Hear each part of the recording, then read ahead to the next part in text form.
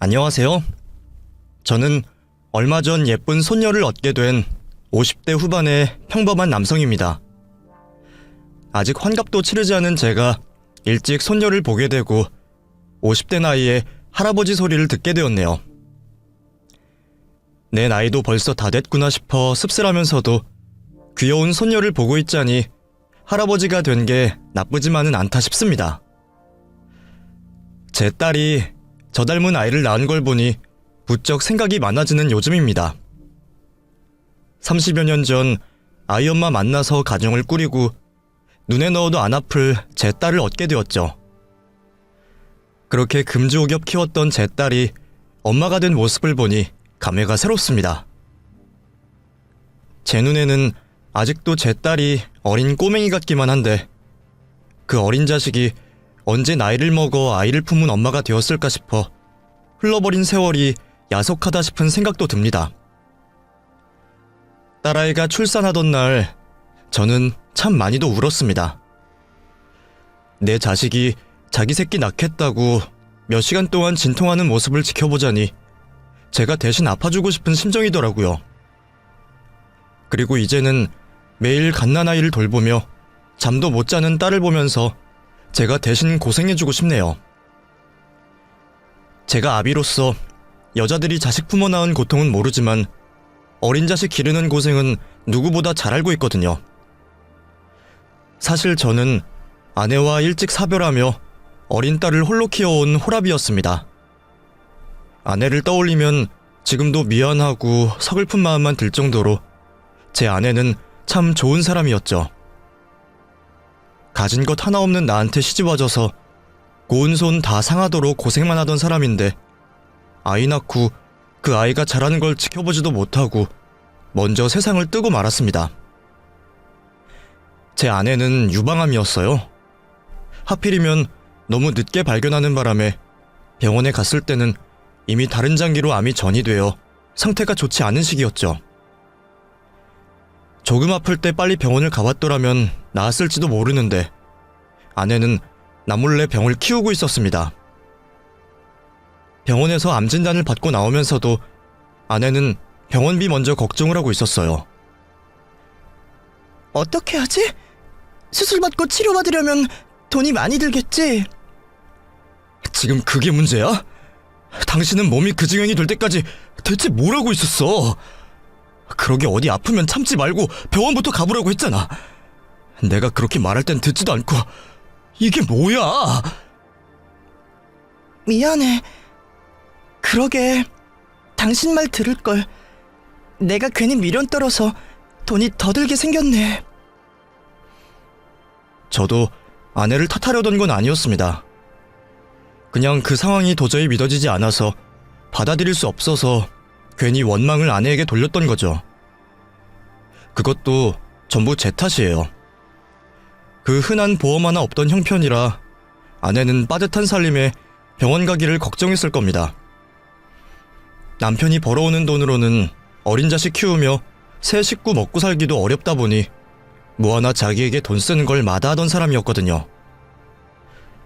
그러니 병원은커녕 약값도 아껴 썼겠죠. 워낙 아끼고만 살고 감기 걸려도 병원에 가지 않으며 약국에서 약이나 타먹던 사람인 걸 저도 알고 있었는데 말입니다. 그러다 더 크게 아프다고 나무라는데도 해사하게 웃으면서 자기는 타고나기를 건강하다며 저보다 오래오래 살 거라 말하던 사람이었습니다. 바보같이 그 말을 고지고대로 믿었던 저는 아내가 어디가 아픈지 어디가 안 좋은지도 모르고 그 사람이 혼자 병을 키울 동안에도 아내의 상태를 방치하고만 있었습니다. 웬만한 고통은 참던 그 사람이 기어이 쓰러지고 나서야 몸이 그 지경인 줄을 알았으니 제가 어떻게 그 일을 후회하지 않을 수가 있었겠습니까? 조금 이상하다 했을 때 억지로라도 끌고 병원에 갔으면 어땠을지 저는 수십 년이 흐른 지금도 그 일을 여전히 후회하고 있습니다. 내가 능력이 있었으면 돈이라도 더 갖다 줬으면 안 그랬을 거라는 생각에 결국 제 탓을 할 수밖에 없었죠. 그나마 희망이라도 가져보던 저였지만 아내의 상태는 점점 더 나빠지기만 했습니다. 신기하게도 병원에 가서 진단을 받기 전까지는 생활도 잘하고 밥도 잘 먹던 사람이 병원에 다녀오고 치료를 시작하면서부터 부쩍 더 안 좋아졌어요. 독한 항암 치료에 고운 머리는 다 빠져버렸고 아이 엄마답지 않게 보기 좋게 동그랗던 얼굴은 살이 쑥쑥 빠져갔고 우유처럼 고운 피부도 거칠어지고 거뭇해져 갔습니다. 그럼에도 제 눈에는 여전히 고운 제 아내였지만 아내는 어느 순간부터 거울 보기를 꺼려하기 시작했습니다. 그리고 늘 밝던 그 사람이 점점 어두워져 갔죠. 고통에 몸부림치며 치료받는 아내를 위해 저는 해줄 수 있는 게 아무것도 없었습니다. 그런 아내를 보는 것도 괴로웠지만 딸에게는 나보다 엄마가 더 필요할 거라는 생각에 저는 아내에게 제 삶을 양보하고 싶기까지 했습니다. 하지만 제 바람은 이루어지지 못했고 결국 치료를 시작한 지 1년 만에 아내는 저와 어린 딸아이의 곁을 떠나고 말았습니다. 그때 딸의 나이가 겨우 5살이었죠. 이른 나이에 아내를 보낸 저는 앞이 막막하기만 했습니다. 아이에게 엄마의 죽음을 어떻게 얘기해야 할지, 아직 한창 엄마 찾는 어린 딸을 제가 잘 키울 수 있을지 걱정이었습니다.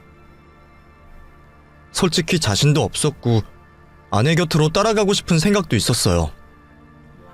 하지만 저는 아내의 당부대로 딸을 잘 키워야 했습니다. 죽는 순간까지 자신의 안위보다 어린 딸을 걱정하던 아내였기에 저는 아내의 마지막 소원을 들어주기 위해 그 후로 강인한 아버지가 되어야 했습니다. 포기하고 싶고 도망치고 싶은 상황이 되어도 버텨야 했죠. 그렇게 홀압이 되어 혼자 딸 자식을 키웠던 저는 늘 모자란 아버지로 살아야 했습니다. 제 딴에는 최선을 다하려 했지만 아이에게 엄마가 필요할 때마다 저는 무기력한 아버지일 수밖에 없었죠. 짧은 가방끈 탓에 고된 일 하면서도 홀로 집 지키고 있을 아이 생각에 늘 걸음을 서두르던 저였습니다. 신기하게도 탈진할 것처럼 고생을 하면서도 집에 가서 딸아이 얼굴을 보면 다시 힘이 나는 듯 했어요. 혼자 자식을 어찌 키울지 걱정이던 마음과 달리 시간은 빠르게 흐르며 아이는 잘 자라주었습니다. 그렇게 딸이 초등학생이 되고 중학생이 되고 대학에 들어가 미팅을 하는 것까지 지켜보며 저는 늘 아이의 뒤에 묵묵히 서 있었습니다. 사랑한다고 자주 표현하는 다정한 아버지는 아니었지만 아이가 필요할 때는 늘 나타날 수 있는 든든한 아버지가 되고 싶었어요. 아이가 성인이 되고 여자가 되어가는 걸 보는 건 뿌듯하기도 했지만 아이가 나이를 먹을수록 두렵기도 했습니다. 이렇게 곱게 키운 내 딸이 어느 날 결혼을 해서 집을 떠나면 그때 내 인생은 어떻게 되는 걸까 걱정스러웠거든요. 아내가 죽은 뒤로 평생 딸 자식만 바라보며 살았던 저였으니 말이죠. 그래서 저는 딸이 최대한 늦게 결혼을 하기를 바랐습니다. 못난 아비의 이기적인 생각일지 모르겠지만 웬만하면 시집을 천천히 갔으면 좋겠더라고요. 그런데 이게 무슨 일인지 딸아이가 갑자기 제게 놀랄만한 소식을 전해왔습니다. 아빠, 나 임신했어.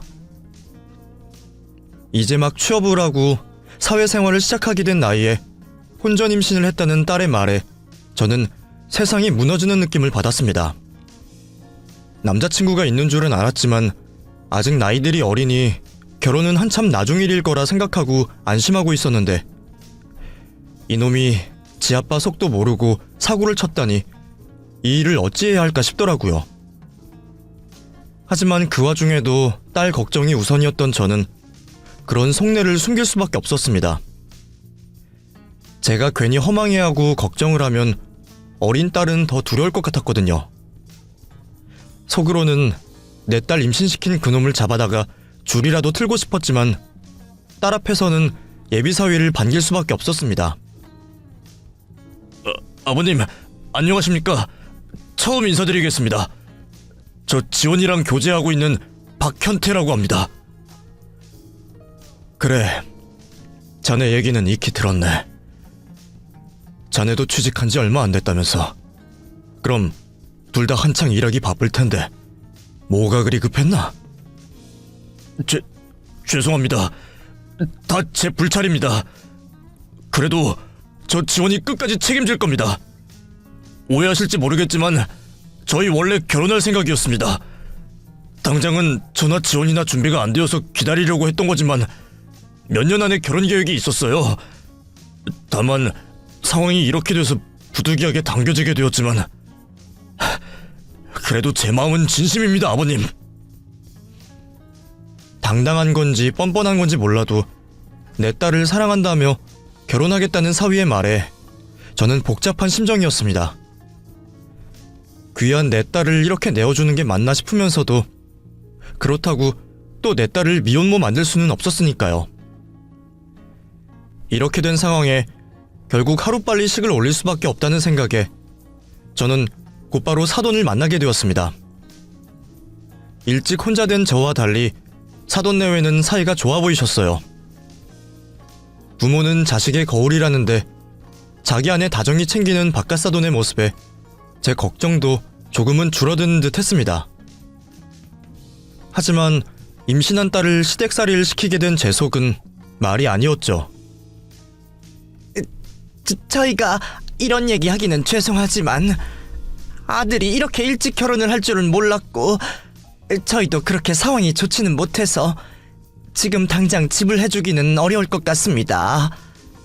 그래서 다만 몇 년이라도 애들을 저희가 데리고 지내면 어떨까 해요. 어차피 지원이도 아이 낳고 바로 회사 생활해야 할 거고 그럼 제가 아이라도 봐주는 게 낫겠다 싶어서요. 물론 사돈께서는 딸 자식 이렇게 보내시는 게 속상하시겠지만 저희도 귀한 남의 딸 데려다가 고생시킬 생각은 없습니다. 아직은 서로 불편하겠지만 저 지원이 제 딸처럼 해주겠습니다. 그러니 한번 믿어주세요. 당장 저나 그쪽 집안이나 애들에게 집을 얻어줄 만큼 여유는 없었습니다. 게다가 아이들도 이제 막 사회생활 시작한 초년생이라 자기들 힘으로 집을 구할 수도 없었죠. 물론 어떻게든 분가를 시키려면 원룸이라도 얻어 시킬 수 있겠지만 안사돈의 말처럼 아이들이 준비 안 된 상황에서 당장 자기들끼리 사는 게 힘들겠다 싶었습니다. 딸아이도 경력이 끊기지 않으려면 아이를 낳고 바로 회사에 복직을 하는 게 좋을 텐데 그럼 곁에서 아이 돌봐줄 사람이 있어야 할 테니까요. 그런데 저는 지방 출장을 자주 다니다 보니 도울 수가 없고 친정엄마가 없으니 상황이 좋지 못했죠. 그런 와중에 안사돈이 제 딸을 친딸처럼 걷어주시겠다고 하시니 저는 어떻게 해야 할까 싶었습니다.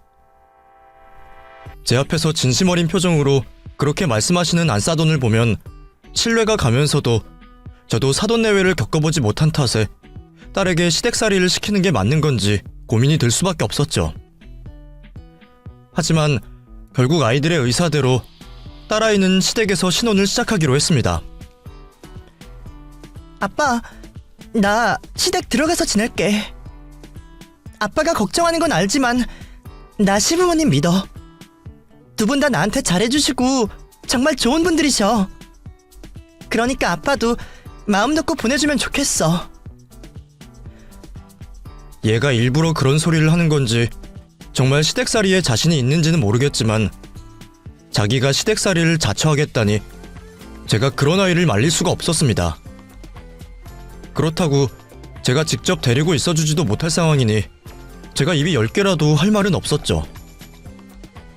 결국 저는 딸아이의 결정을 믿어주기로 했고 사위에게 마지막 당부를 하며 아이를 시댁에 보내게 되었습니다. 걱정과 달리 다행스럽게도 딸아이는 시어머니와 금방 가까워진 듯 했어요. 아마 워낙 엄마 품을 찾던 아이라 시어머니가 잘해주시는 게 좋았던 모양입니다. 그걸 보니 저도 걱정을 덜 수밖에 없었죠. 하기사 어차피 내가 딸 곁에 붙어있을 수도 없으니 딸이 차라리 시댁에서 잘 지내는 게 낫겠다 했어요. 어차피 임신하고 출산하면 아이를 봐주시는 것도 저보다는 안사돈이 좋겠다 싶었죠.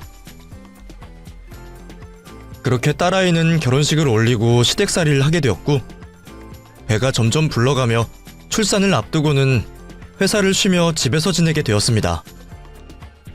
저로서는 딸 자식 시댁에 맡겨놓고 남몰래 걱정도 많았지만, 딸아이는 무탈하게 잘 지내는 듯 제게 자주 시댁 자랑을 하곤 했습니다. 어제는 어머니가 뭘 해주셨다, 오늘은 뭘 해주셨다. 딸아이 얘기만 들어보면 제가 괜히 서운할 정도로 시댁에서 잘 지내는 모습이었습니다. 아빠, 걱정하지 마. 나 시부모님한테 사랑 듬뿍 받으면서 잘 지내고 있어. 어머니가 나 안마도 해주시고 먹고 싶다는 거 다 해주시거든. 그래서 그런지 나 살 많이 찐 것 같아. 뭐야, 그렇게 맛있어? 아빠가 해주는 밥보다? 물론 아빠 요리 최고지만 우리 어머니도 솜씨 짱이야. 아빠도 먹어보면 놀랄걸? 안 그래도 시부모님이 아빠 자주 오시라고 하시는데 아빠 왜 집에 안 와? 나 안 보고 싶어? 보고야 싶지. 근데 내가 자주 가면 사돈께서 괜히 불편하실 것 아니냐. 아직 너도 시부모님이랑 친해지는 단계인데 내가 너 보겠다고 자꾸 찾아가면 괜히 감시하는 것 같지 않냐. 에이, 그런 게 어딨어. 우리 어머님, 아버님 그런 분들 아니셔. 얼마나 좋은 분들이신데. 진짜 안 그래. 사실 그래서 나 요즘 정말 결혼 잘했다는 생각 들어. 임신하고서 시댁살이 해야 할 때만 해도 예상 못했던 일이라서 너무 당황스럽고 무서웠는데 지금은 너무 다행이다 싶어. 오빠는 몇 년 안에 주택청약 넣어서 분가자 그러는데 나 지금 같아서는 그냥 쭉 여기서 살고 싶기도 해. 뭐? 그 정도야?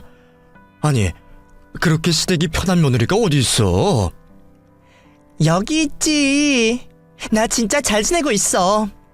눈치 하나도 안 보고 시부모님이 다 해주시니까 너무 편해. 어머님, 아버님 다 나를 딸처럼 잘해주시는걸. 그런 말을 들으니 저도 마음이 편해졌지만 한편으로는 조금 속이 상하기도 했습니다.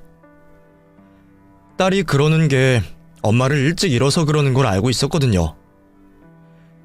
딸이 너무 어린 나이에 엄마를 떠나보내며 늘 그런 걸 부러워하곤 했었던 걸 알고 있었습니다. 어린 애가 왜 자기는 엄마가 없냐면서 TV나 주변에 엄마 아빠 있는 집에 딸이 되고 싶다 하던 걸 보며 늘 마음이 안 좋았죠.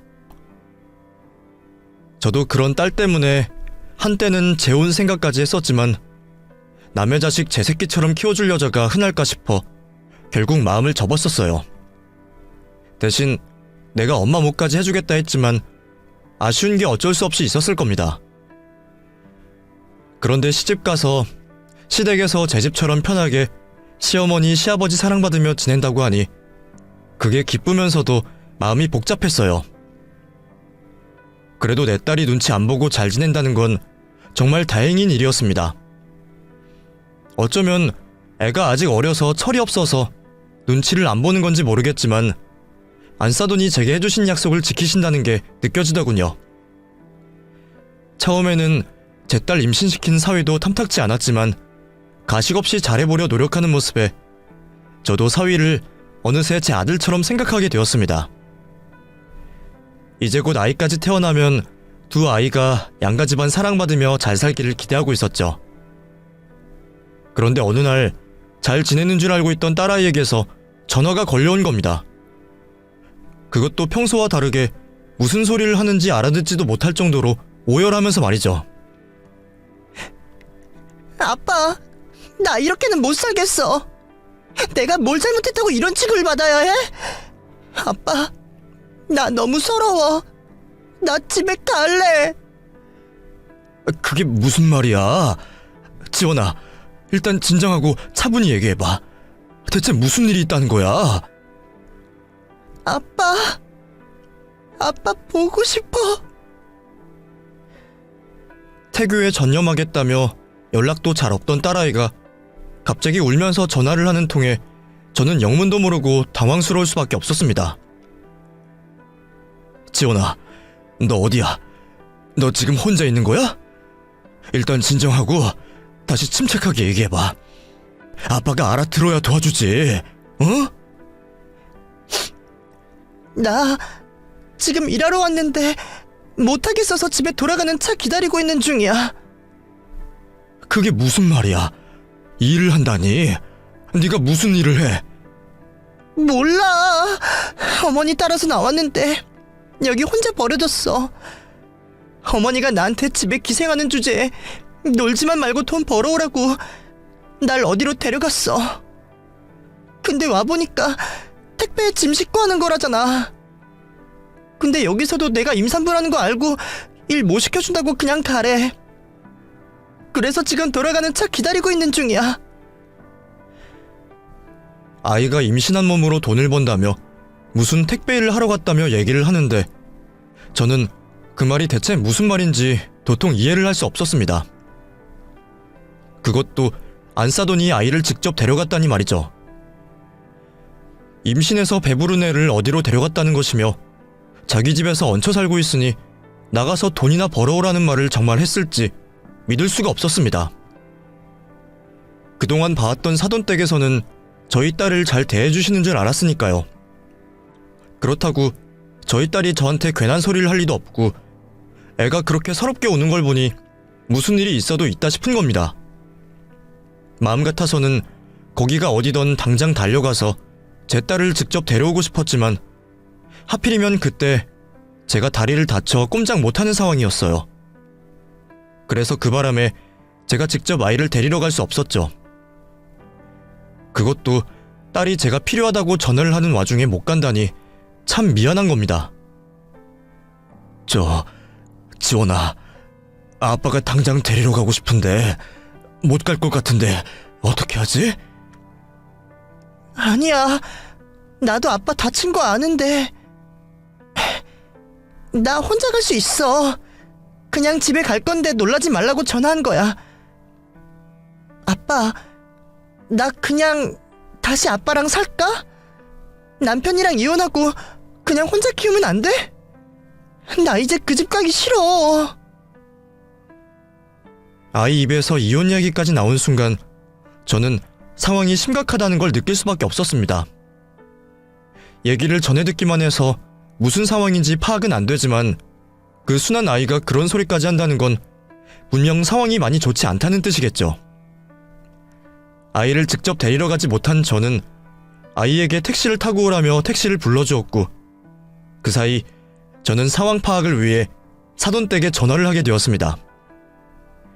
무슨 일인지 사위도 사돈도 아무도 제 전화를 받지 않으시더군요. 그러다 한참 만에 안싸돈이 전화를 받게 되었고 저는 잔뜩 화가 난 채로 안싸돈에게 따져 물었습니다. 여보세요? 어머, 사돈, 어쩐 일이세요? 그동안 잘 지내셨습니까, 사돈? 지금 제 안부 물으실 때가 아니지 않습니까? 저희 딸이 어디 있는지 알고 저한테 잘 지내냐고 하시는 거예요. 예? 그게 무슨 말씀이세요? 치원이야 집에 잘 있죠? 치원이 걱정돼서 전화하셨구나. 치원이가 연락이 안 됐나 보죠? 아마 낮잠이라도 자는 모양이에요. 근데 제가 지금 잠시 밖이라서요. 곧 들어가니까 가서 치원이 바꿔드릴까요? 낮잠을 잔다고요? 사돈, 지금 저 놀리시는 겁니까? 아니면 제가 아무것도 모를 거라 생각하고 거짓말을 하시는 겁니까? 그게 무슨 말씀이세요? 거짓말이란요. 사돈, 뭔가 화가 나신 것 같은데 제가 이유를 몰라서요. 뭐 때문에 그러세요? 지원이가 무슨 얘기라도 했나요? 왜요? 걔가 무슨 얘기를 했을 것 같습니까? 이유는 안사돈께서 더 잘 아실 텐데요. 제가 지금 다리가 불편해서 애를 직접 데리러 가지도 못하는데, 아니, 어떻게 임신한 애를 그런 곳에 보내실 수가 있으십니까? 뭐 집에서 기생하니까 돈이나 벌어오라고요? 그래놓고 저한테는 저희 딸이 편히 낮잠이나 자고 있다고 말씀하시네요. 저 사돈 때 그렇게 안 봤는데 사람들이 그러시는 거 아닙니다. 사실 마음 같아서는 내 딸한테 감히 그따위 말을 하느냐며 쌍욕이라도 해주고 싶었지만 그나마 참았던 거였습니다. 욕을 하더라도 직접 얼굴이라도 보고 하고 싶었거든요. 그래서 참아보려고 하는데도 안사돈은 뻔뻔하게도 끝까지 모르는 척 거짓말을 하고 있는 겁니다. 그게 무슨 말씀이세요? 제가 지원이를 어떻게 해요? 아니, 돈을 벌어오라고 했다는 게 무슨 말이세요? 저 그런 적 없습니다. 맹세코요. 그럼 지금 저희 딸이 저한테 거짓말을 하기라도 했다는 겁니까? 저희 딸, 저한테는 절대 거짓말할 애 아닙니다. 더구나 걔가 저한테 뭐 때문에 그러겠어요? 저도 지원이가 거짓말을 했다는 건 아닌데요. 근데 제가 지금 사돈이 무슨 얘기를 하시는지 잘 이해가 안 돼서요. 지원이가 사돈께 그랬다는 건가요? 제가 나가서 돈을 벌어오라고 했다고요? 이게 무슨 상황인지 모르겠네요. 저는 오늘 아침에 지원이 밥 챙겨주고 볼 일이 있어서 일찍 나왔거든요. 그래서 이제 막 집에 들어가려는 길인데. 그게 무슨 말입니까? 지원이는 아까 전에 안사돈이 직접 자기를 데리고 택배 일하는 곳에 버려놓고 가버렸다 그러던데요? 그래서 지금 저희 애가 길도 모르는 동네에 혼자 있어요. 여기까지 차로 2시간이나 걸립니다. 예? 지금 지원이가 그런 곳에 있다고요? 아니, 제가 어떻게 지원이를 그런 곳에 데려가겠어요? 임신해서 누워있어야 할 애를. 그러니까요. 그럼 이게 대체 무슨 상황입니까? 애가 얼마나 서러운지 이혼하고 싶답디다. 그 말 들어보면 아마 서운한 일이 이번 처음이 아니겠죠. 세상에, 저 정말 아닙니다, 사돈. 지원이가 왜 그런 얘기를 했는지 모르겠지만 저 지원이 정말 제 자식처럼 생각하고 있어요. 지원이야, 아직 제가 불편하고 저희 집이 불편할 수는 있지만 그렇다고 제가 어떻게 임신한 아이를 그런 곳에 보내겠습니까? 저 정말 억울합니다. 솔직히 제 입장에서는 제 딸을 온전히 믿을 수밖에 없었습니다. 저희 딸에는 작은 거짓말만 해도 금방 들킬 정도로 속이 여린 아이였고, 애초에 제 딸이 저한테 그런 쓸데없는 거짓말을 할 필요가 뭐가 있겠나 말이에요. 게다가 아이가 그렇게 서럽게 이혼 생각까지 하며 우는 걸 보면 그게 거짓말일 수도 없었습니다. 그전까지는 저도 사돈들이 그러실 거라 생각을 하지 못했지만 사실 남의 자식 걷어 먹이다 보면 무슨 생각이 안 들겠나 싶더라고요. 자기 자식도 미울 때가 있는 법인데 예정도 없이 사고쳐서 결혼한 며느리가 누워있는 게 안 잊고 올 수도 있겠다 싶었죠. 그 당한 사람은 있는데 아니라고만 하시면 제가 어떻게 받아들여야 할지 모르겠습니다. 그렇다고 저희 딸이 없는 소리를 할 리는 없잖아요. 아무튼 지금 애가 택시 타고 저희 집으로 오고 있다니까 얘기 나누시려면 사돈께서도 저희 집으로 오시는 게 좋겠습니다. 다 같이 삼자대면 해서 자초지종을 따져보자고요. 그리고 상황 파악이 끝나면 이혼을 시킬지 어쩔지 정해야 하니 웬만하면 사위랑 바깥사돈까지 다 오시는 게 좋겠습니다. 그럼요, 그래야죠. 아마 곧 다들 일 끝내고 올 테니 제가 다 데리고 가겠습니다. 그때까지 화 좀 풀고 기다려주세요. 어차피 딸이 와서 얘기를 하면 끝날 일인데 차라리 인정을 하고 사과를 하지 왜 금방 들통날 거짓말을 계속하시는 건지 저는 의아스러웠습니다. 제 딸은 서러워 죽겠다 그러고 사돈은 아니라고 하시니 대체 무슨 조화인가 싶었죠. 그렇게 저는 딸아이가 무사히 택시를 타고 집으로 오기를 기다리고 있었고 그 사이 사돈 댁에서도 저희 집으로 모이기로 했습니다. 출산 전에 한번 찾아뵈어야지 생각하긴 했었지만 이런 식으로 만나게 될 줄은 몰랐는데 참 심정이 착잡하더군요. 그렇게 시간이 지나고 드디어 제 딸이 집으로 도착한 순간 오열하며 현관을 연 딸아이 앞에 반전 드라마가 펼쳐졌습니다. 아빠, 나 왔어. 아빠? 눈물을 줄줄 흘리며 현관을 연 딸아이의 눈앞에 시댁 식구들과 제가 한자리에 모여있는 풍경이 펼쳐졌습니다. 제가 미리 말을 안 해서 그런지 딸아이는 그 광경을 보고 놀라고 당황스러워하더군요. 어머님, 아버님 다 여기 계셨어요? 오빠도 언제 왔어? 지원아, 그런 일 겪게 해서 정말 미안해. 다 내 탓이야. 오빠도 알고 있었어? 근데 이게 무슨 상황인데? 지원아, 미안하다 아가. 이게 다 내가 모자라서 생긴 일이다. 네가 그 멀리까지 혼자 떨어져서 얼마나 무섭고 두려웠겠니? 우선 들어와서 앉아버렴. 어? 안사돈이 딸아이의 손을 잡자 아이는 좀 전의 일 때문인지 두렵고 걱정되는 듯 피하려 했습니다. 그런데 그 순간 뒤에 앉은 한 사람을 더 보며 화들짝 놀라는 겁니다. 어머니? 왜 어머니가 둘이지? 이게 대체 무슨 상황이에요?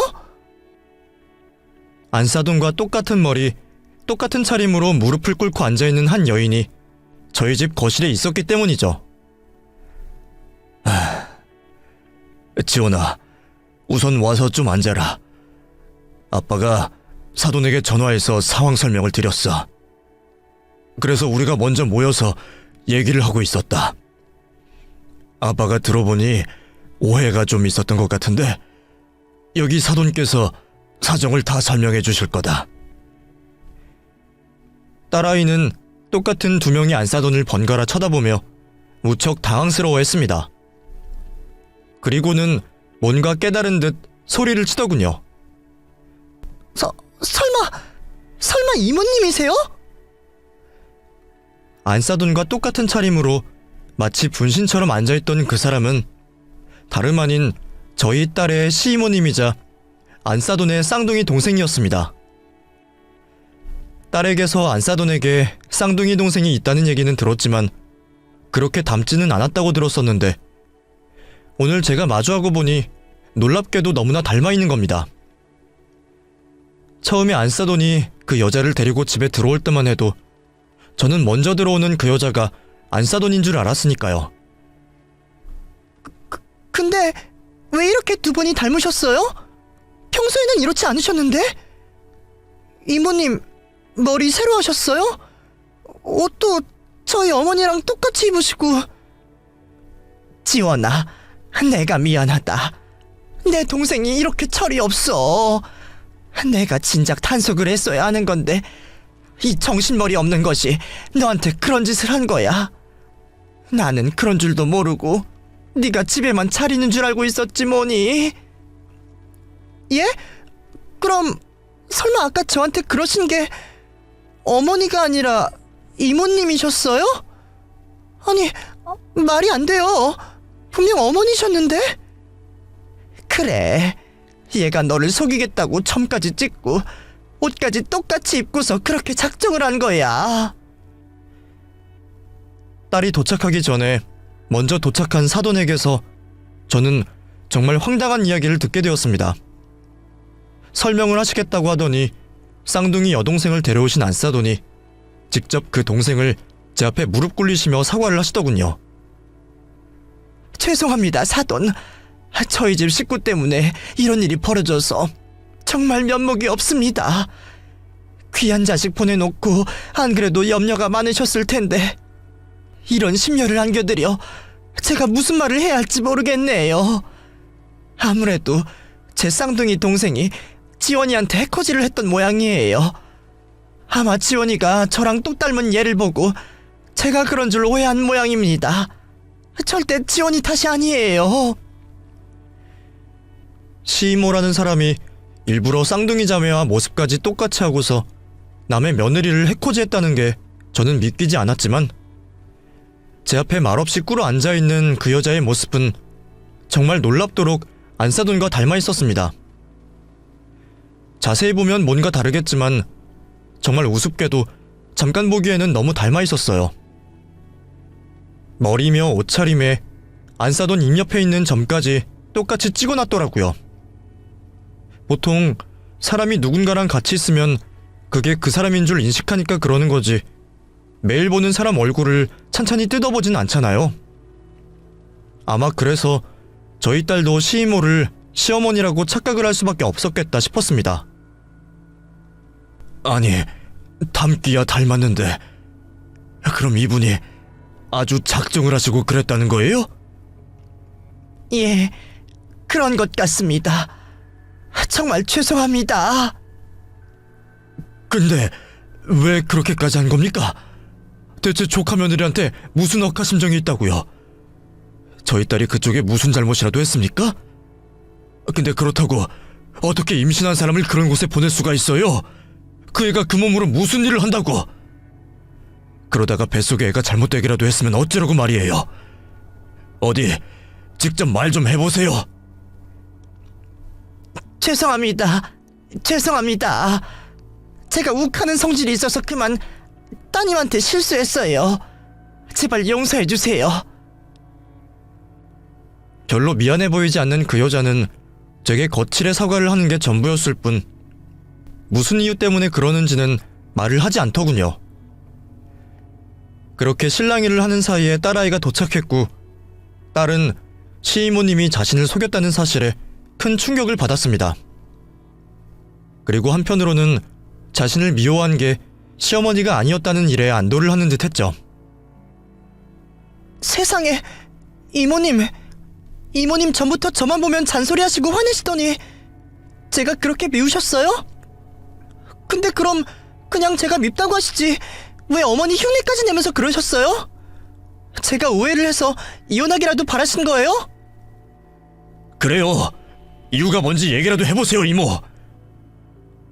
딸과 사위 역시 이 상황이 황당한지 그 여자에게 이유를 물었습니다.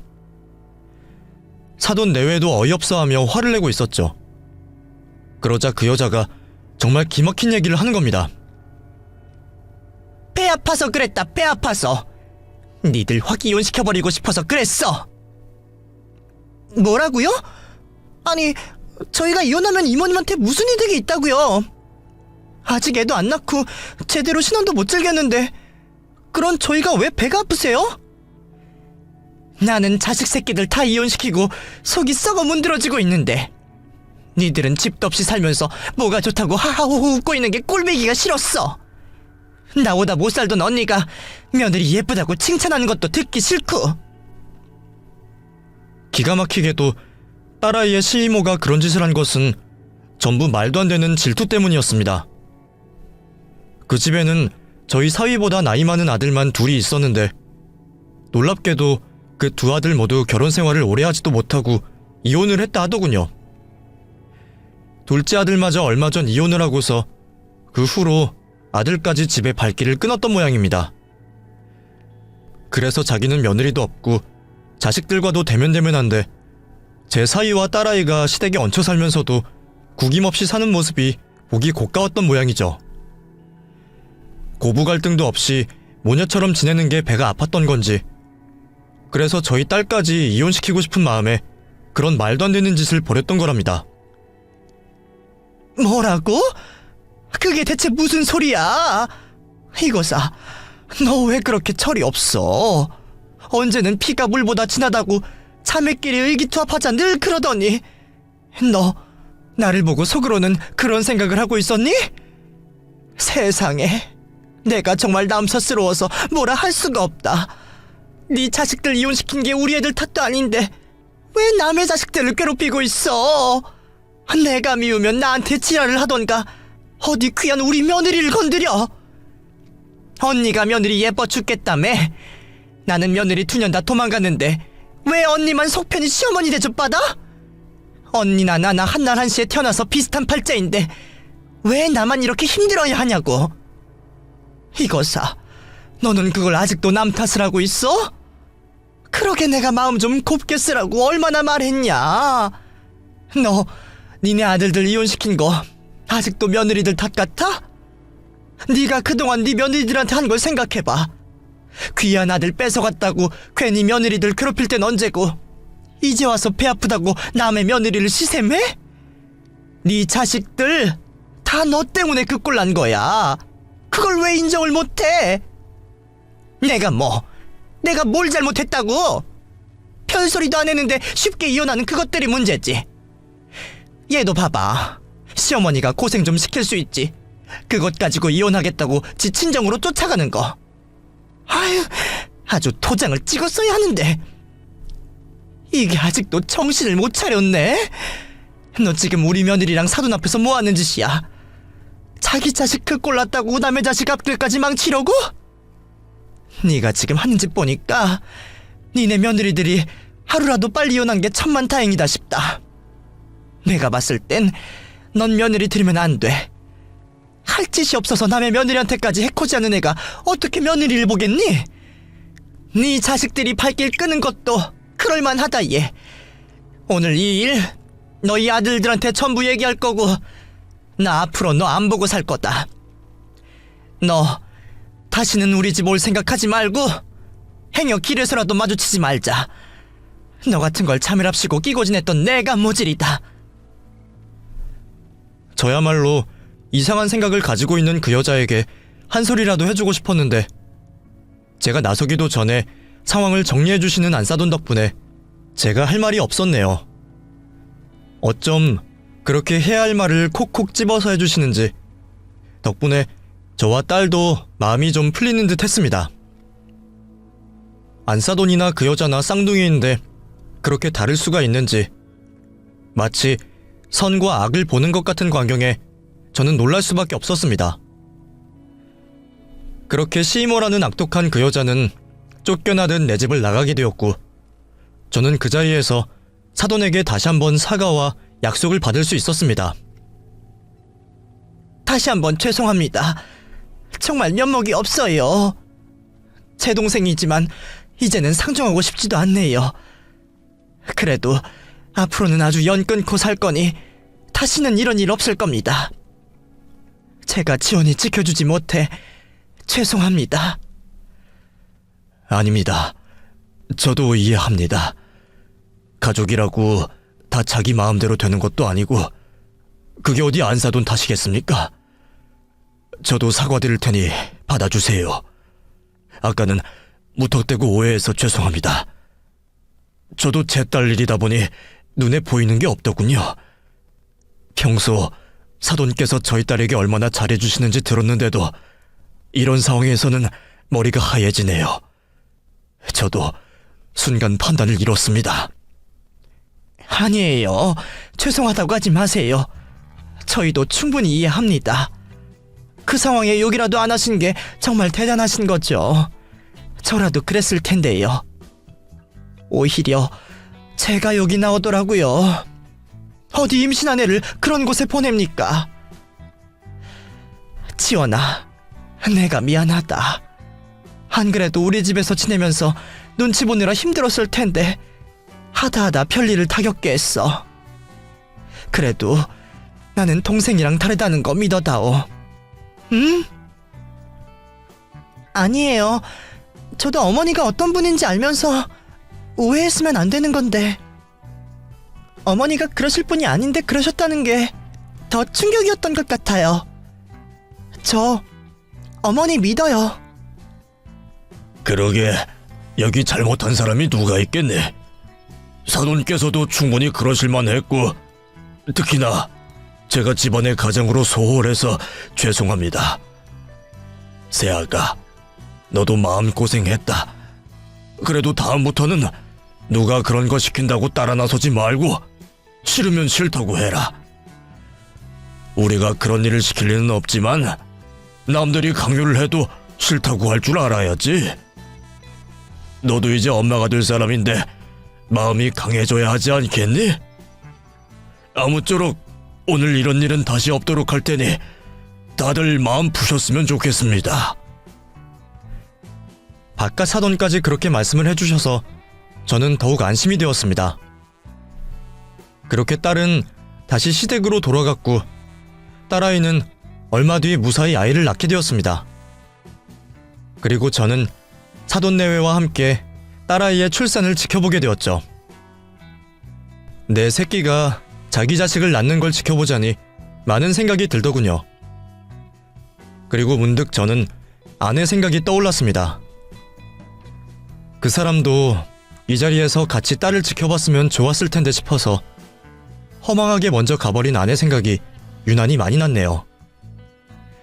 하지만 이제는 안사돈께서 제 딸에게 친정엄마의 빈자리를 채워주실 수 있어 다행이었습니다. 안사돈께서 감사하게도 딸아이의 몸조리까지 도와주셨고 저는 또 한 번 죄송함과 감사함을 느낄 수밖에 없었죠. 정말 감사합니다, 사돈. 안사돈이 안 계셨더라면 제가 지원이한테 뭘 해줄 수 있었을지 정말 어떻게 해야 했을지 모르겠네요. 애엄마 죽고 늘 엄마 정을 고파하던 아이인데 결혼하고 좋은 어머니가 생겨 제가 너무 기쁩니다. 아니에요. 저는 지원이가 며느리가 아니라 제 자식이라 생각해요. 그러니 이렇게 하는 게 당연하죠. 아무쪼록 사돈도 걱정하지 마시고 저희 믿어주세요. 앞으로 제가 지원이 도와서 손녀 육아도 하고 아이들 곁에서 많이 돕겠습니다. 그렇게 말씀해 주시니 더 감사하죠. 아무래도 저희 딸이 정말 시집을 잘 간 것 같습니다. 사돈은 복 받으실 겁니다. 그렇게 제 딸에게는 진짜 어머니가 생겼습니다. 남들은 모녀 같은 고부관계는 절대 없을 거라 말하지만 세상 어딘가에는 이런 시어머니도 있다는 걸 꼭 알려드리고 싶었네요. 덕분에 그동안 혼자 딸 키우며 빈자리를 채워주지 못했던 제가 이제는 마음이 편해지는 듯합니다.